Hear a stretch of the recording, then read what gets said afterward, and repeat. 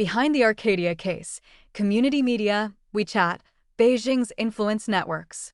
When federal prosecutors accused then Arcadia, California, Mayor Eileen Wang of acting as an illegal agent of China, one detail stood out in the court filings: the alleged influence operation network built through a Chinese-language news site.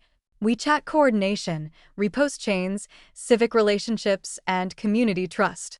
At the center of the case is the U.S. News Center, a Chinese-language media outlet operated by Wang and her former fiancé, Yaoning Mike Sun, according to the Department of Justice. Federal authorities allege the site presented itself as a local news platform serving Southern California's Chinese-American community while publishing content directed by Chinese Communist Party officials. According to Wang's plea agreement, Chinese officials sent pre-written articles to Wang and others through WeChat, including a 2021 article denying allegations of genocide and forced labor in Xinjiang. The filing alleges Wang reposted the article within minutes to the U.S. News Center, then sent the publication link back to the Chinese official. In another exchange cited by the DOJ, Wang edited an article at a Chinese official's request and later sent a screenshot showing the article had received more than 15,000 views. After receiving praise from the official, Wang replied, "Thank you, leader." Beyond a website. For federal investigators, the significance of the case appears to extend beyond the content of a single website.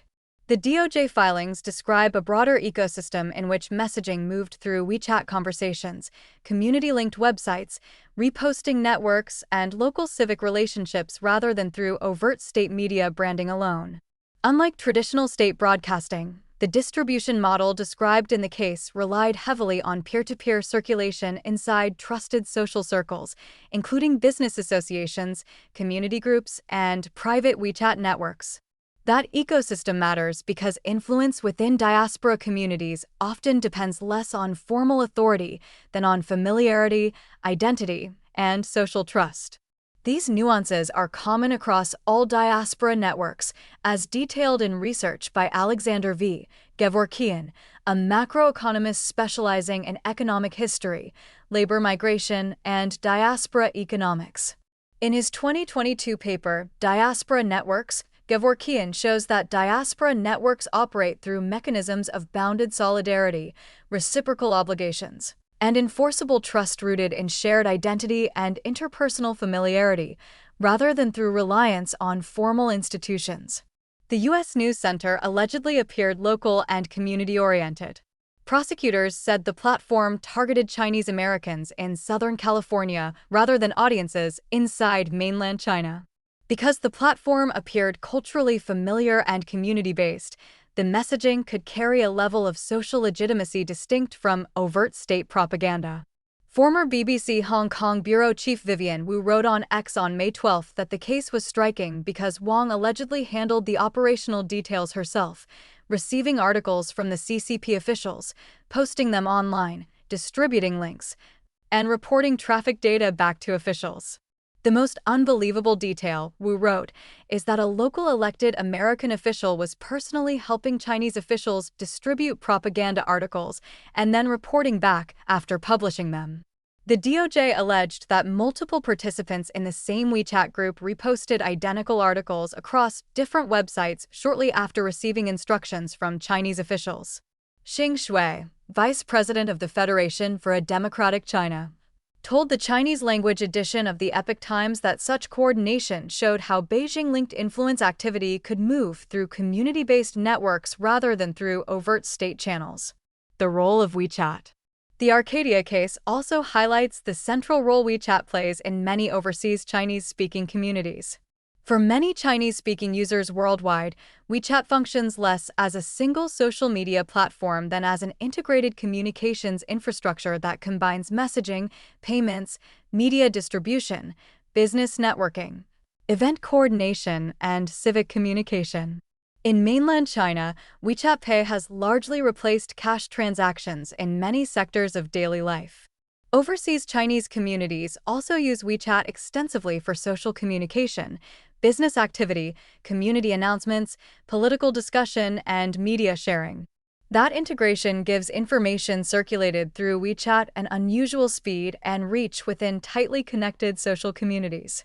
In the Wang case, court filings allege CCP officials used WeChat group chats to distribute content directives and coordinate publication activity among participants operating Chinese-language websites in the United States.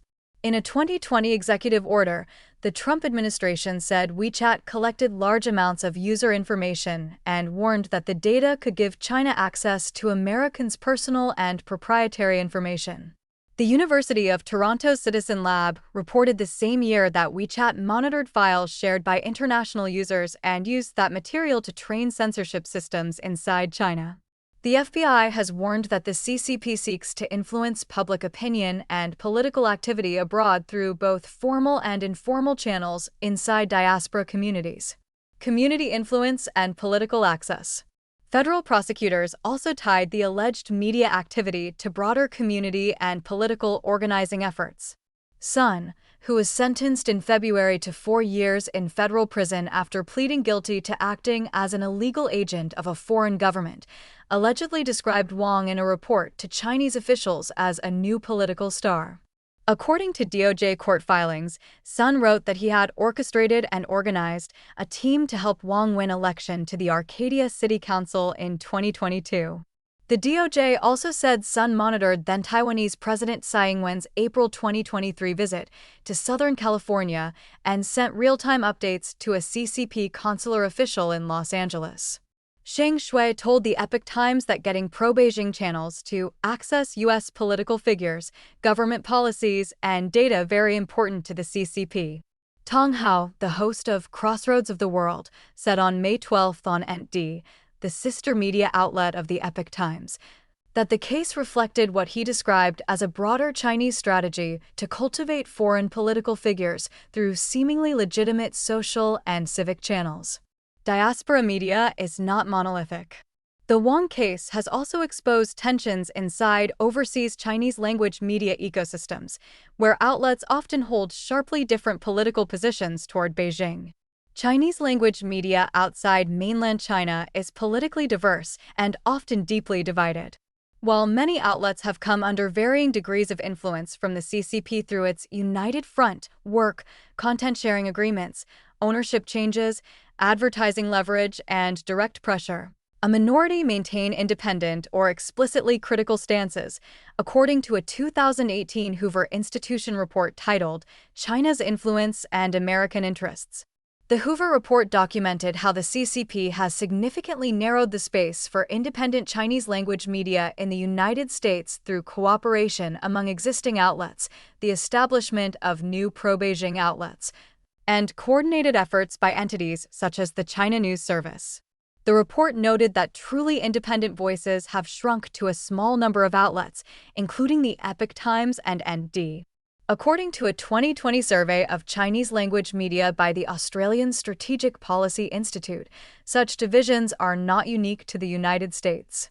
Similar patterns of CCP influence in overseas Chinese-language media have been observed in Australia, Canada, and Europe, where United Front efforts target both traditional newspapers and digital platforms, especially WeChat public accounts.